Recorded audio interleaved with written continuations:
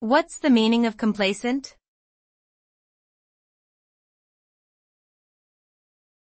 Complacent.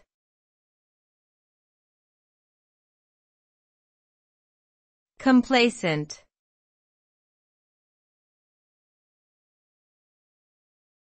Complacent.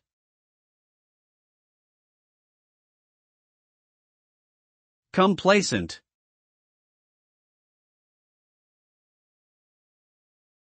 The word complacent means being content or self-satisfied to the point of being unaware of potential dangers or problems.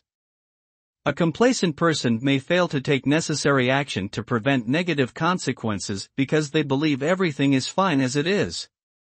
This attitude can lead to stagnation and missed opportunities for growth and improvement.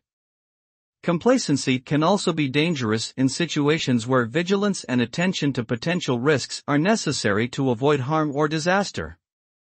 Therefore, it is important to remain vigilant and avoid becoming complacent in both personal and professional settings.